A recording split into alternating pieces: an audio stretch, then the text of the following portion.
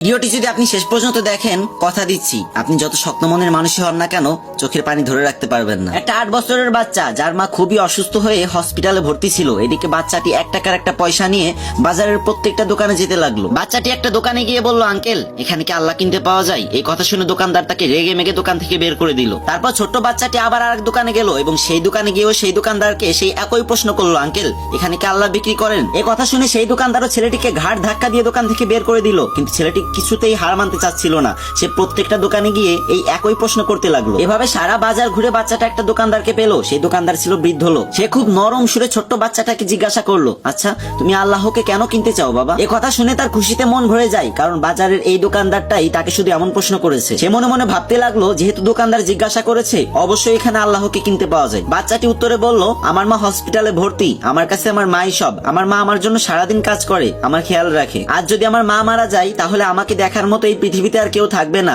Doctor বলেছে একমাত্র আল্লাহ তাআলাই তোর মাকে বাঁচাতে পারে, তোর মার শ্বাস ফেরাতে পারে। আপনার এখানে তো নিশ্চয়ই আল্লাহকে কিনতে পাওয়া যায়, তাই না? যাকে দিয়ে আমি আমার মাকে বাঁচাবো। তখন দোকানদার বলল, হ্যাঁ অবশ্যই এখানে আল্লাহ পাওয়া যায়, কিন্তু তোমার কাছে কত টাকা আছে? তুমি আল্লাহকে কিনতে পারবে? তখন বাচ্চাটি খুশি হয়ে বলল, এই তো আমার কাছে 1 টাকা আছে। তখন দোকানদার বাচ্চাটির হাত থেকে 1 টাকার পয়সাটা নিয়ে বলল, আরে আমার এখানে তো 1 টাকা দিয়েই আল্লাহকে পাওয়া যায়। দোকানদার ছেলেটিকে 1 বোতল পানি দিয়ে বলল, এটা আল্লাহর দিয়া পবিত্র পানি, এটা তুমি তোমার মাকে খাওয়াবে, দেখবে তোমার মা একদম সুস্থ হয়ে যাবে। কিন্তু এতটুকু পানিতে যদি না হয়, তাহলে আমি পরবর্তীতে এর থেকে অনেক বেশি পানি পাঠিয়ে দেব। আচ্ছা তুমি কি আমাকে হসপিটালের ঠিকানাটা বলতে পারবে? বাচ্চাটা খুব খুশি হয়ে হসপিটালের নাম আর ঠিকানাটা দোকানদারকে দিয়ে দিল। পরদিন বাচ্চাটির মাকে আইসিইউতে ভর্তি করা হলো। 7 দিন পরে বাচ্চাটির মা একদম সুস্থ হয়ে গেল। কিন্তু হসপিটালের বিল দেখে তার চোখে পানি চলে আসলো, কারণ এত টাকা দেওয়ার মতো সামর্থ্য সেই গরিব মায়ের ছিল না। তখন একটা স্টাফ এসে তাকে বলল, আপনি চিন্তা করবেন না, আপনার বিল তো একজন বয়স্ক লোক দিয়ে গেছে, সাথে একটা চিঠিও দিয়ে গেছে। চিঠিতে লেখা ছিল, আমাকে খুঁজে ধন্যবাদ দেওয়ার কোনো প্রয়োজন নেই, যদি ধন্যবাদ দিতেই হয় তাহলে আপনার ওই অবুঝ বাচ্চাটাকে দেন, যে কিনা